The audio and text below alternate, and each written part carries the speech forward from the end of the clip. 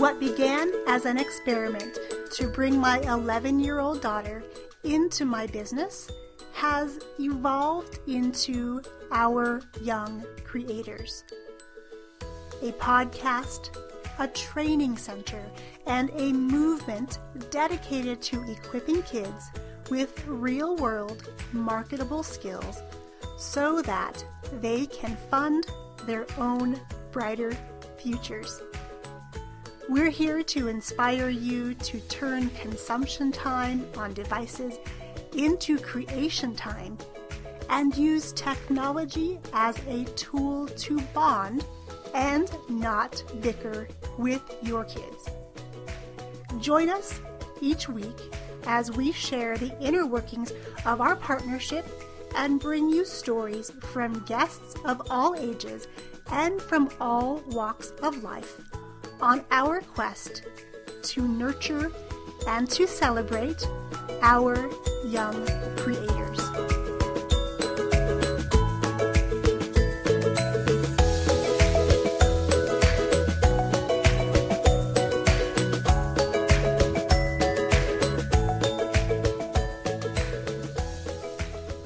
Hello everyone and happy Thursday.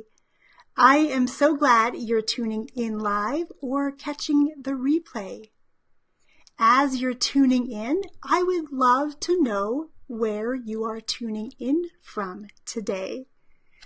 I'm currently in my home base in northeastern Nevada, and it's a blustery, yucky kind of day. We're expecting some snow, but it has been super windy around here today. I am glad you're here today because we are talking about something that I've been thinking a lot about lately, and that is this idea of, or this question of, how do we teach our kids to make a bigger impact? Before we get there, I wanted to take a quick minute to introduce myself to you if we haven't already met yet. My name is Yang Pratt, and for the past 17 years, I've been a performing arts studio owner. I've recently transitioned into a new adventure, and that is being the chief dreamer, an author, and podcaster right here at Our Young Creators. Here at OYC, we are committed to helping equip kids with real-world skills so that they can not only create their own brighter futures, but they can fund them in the process. So far this week, I've been really talking about stepping into our fears, doing it scared, and making a bigger impact as a parent and as a business owner. I wanted to take a couple steps back, though, and talk about what this idea is like for our kids. When our kids are little, we encourage them to do lots of things, to join lots of different groups and organizations and activities in the hopes that they find what they really like to do, that they find things they're passionate about, and maybe they find something they want to spend the rest of their lives doing. As parents, we take this responsibility seriously and expose our kids to lots of different activities, events, and individuals. And for most of us, we're sending our kids off to school to learn. And there's so many great skills to be learned in school. However, I think that something that I find a bit lacking in my own kids' experience is teaching our kids how to show up bigger, how to be proactive in their lives, and what it means to serve others and share their gifts with the world. Years ago, there was a time when we made the choice to homeschool our kids, and we did that for about a year and a half. And my oldest was at kind of a transition point where it was time for her to enter into middle school, and we weren't sure what we wanted to do. Did we want to still keep her at home? Did we want to put her in school so she could experience some of those extracurricular activities that we couldn't provide for her? And we made the choice as a family to send both of our daughters back to public school. My oldest did really well. We really found more information about how she liked to learn. And at the time, I was doing a lot of research on multiple intelligences and different ways we all learn. And what I discovered with her is that she is my social butterfly. For her to excel and really be in an environment where she is stimulated and she's productive and happy, she needs to be surrounded by people. That buzz of energy, the chit-chatting in the background, the noises that happen in a classroom are the things that drove her to learn better. So she did really, really well and has been doing well since then. My youngest at the time was in second grade when we sent her back after the homeschooling journey, and it was a bit of a different experience for her. She was in a classroom where she all of a sudden was not able to do her work or perform her best for a couple of reasons. One of which was her classroom was extremely noisy. And she, like me, is very much an intrapersonal learner. We work from within, we're self-motivated, we like things to be quiet and be able to explore in our own time. So being in that classroom setting wasn't super great for her, so we had to make some changes. And I kept getting notifications from teachers as well as she's going through elementary school that, hey, your daughter doesn't really socialize well with other people. When she goes to recess, she likes to sit in the corner and read her book. Now, of course, being her mom and running a performing arts school, I knew that she had a ton of friends and they were really, really close. Sleepovers, all sorts of play dates were happening, but the school didn't see it because it happened outside of their purview. It happened outside of their school day, so they just thought that's how she was all the time. And they kept telling me there was a problem. She needs to learn to socialize. She needs to learn to make friends. Maybe we need to get her some help and get her some skills in this particular area. And this, my friends, is one of the things I struggle with a bit with school, is that rather than focusing on what our kids are great at and how they show up in a brilliant way already, we're being told as parents that there's a deficiency. They're not performing the way they should in a particular area. Maybe it's a particular subject, or in our case, they saw it to be a social skill. She was lacking that skill. But of course, as her mama, I knew better. And having written a book and talked extensively about it on my podcast, I knew there was nothing to worry about. So I really had to take it into my own hands, and my husband was included, of course, in this process. We really had to take a step back and analyze what it was that we could do as parents to help our kids show up in a way that satisfied their teachers and the administration, but also satisfied who they were and what we knew they could do. So we had to start really talking about their strengths and how they could use their strengths to create something of their own, whether it was through an art project, an English assignment, a science project, whatever it was, we always needed to find the positive in that so that we could focus on that rather than the school's end result and the impact the school wanted them to make. Because as parents, we know that our kids are capable of doing so much more than they're given credit for often, even at school. Even if they're performing brilliantly in school, they're sometimes just not given opportunities to take their passions, to take those gifts and talents, and to show up in a bigger way and make a bigger impact, a bigger splash, so they know who they are and what they have to offer is special, but also just to show up in a bigger way and step into the person we know they can be without the structure of what the school kind of sees as their trajectory, right? They kind of see the trajectory of our kids going like this.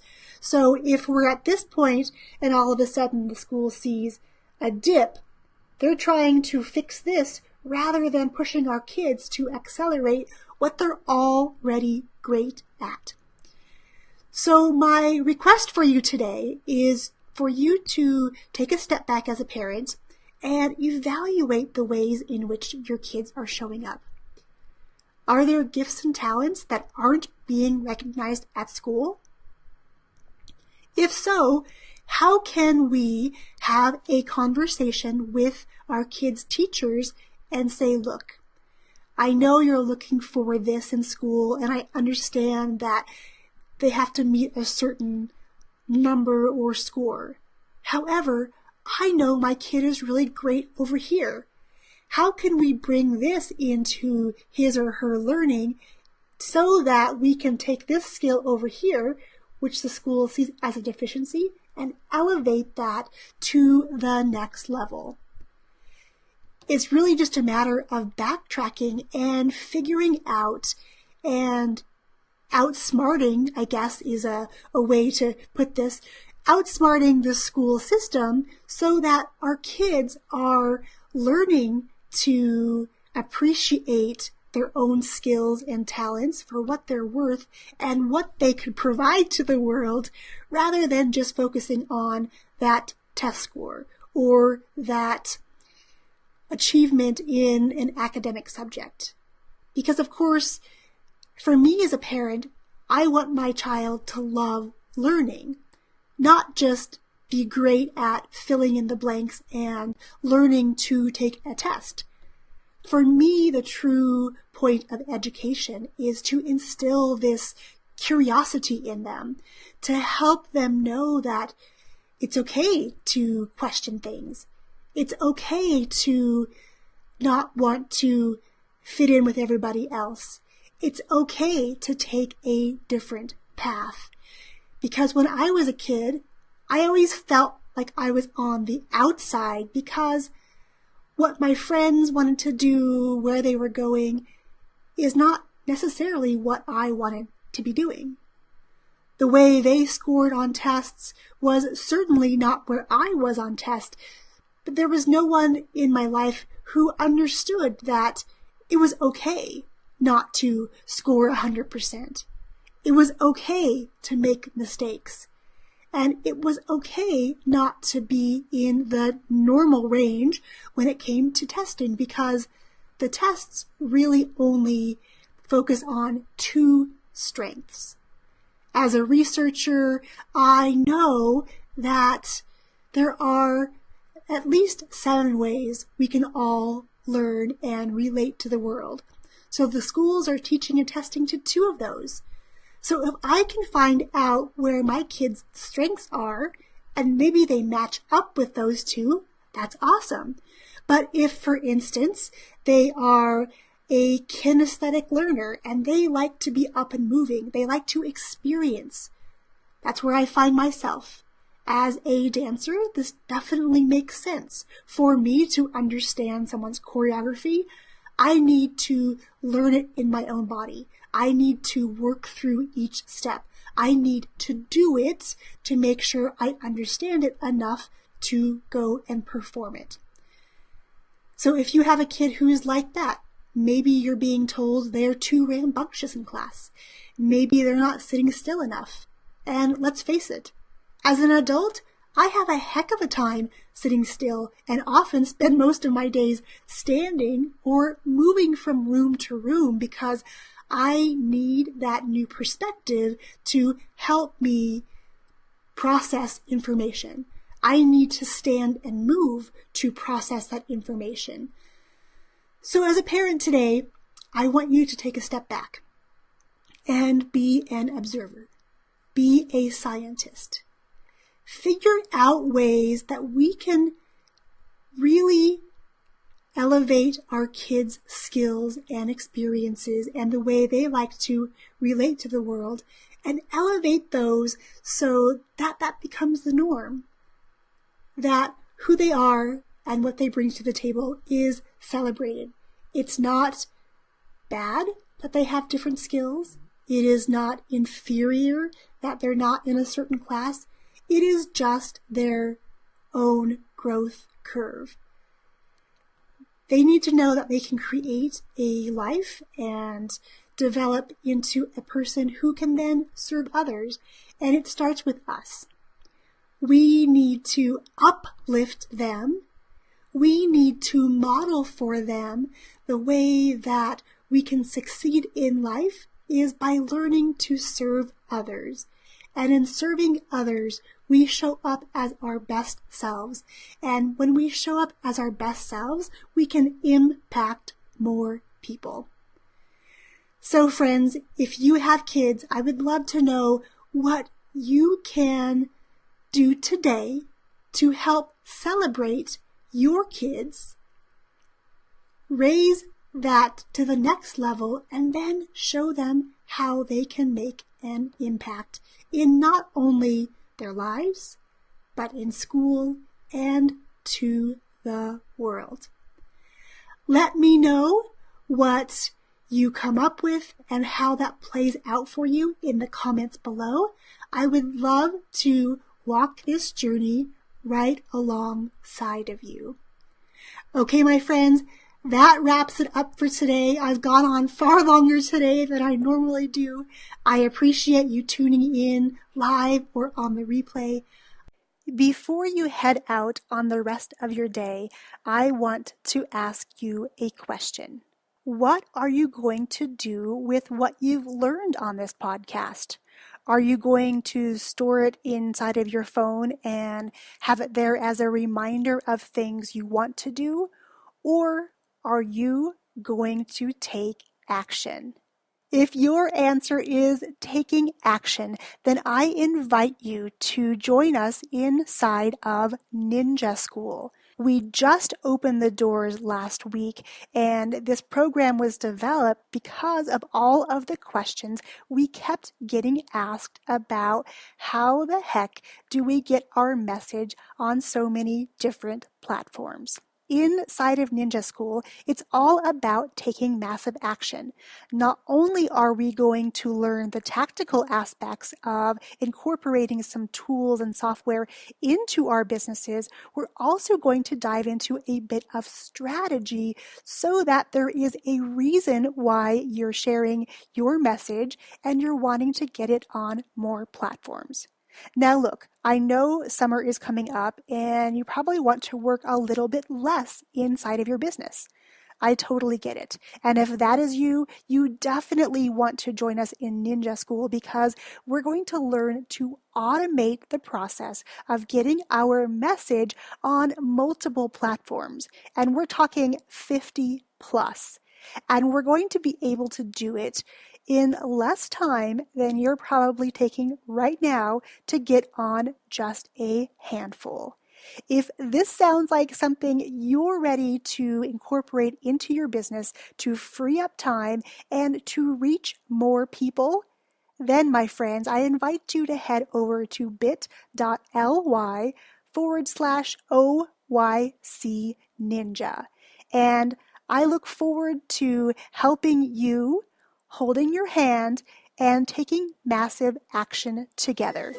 Head over to bit.ly/OYC Ninja. Cheers, my friends.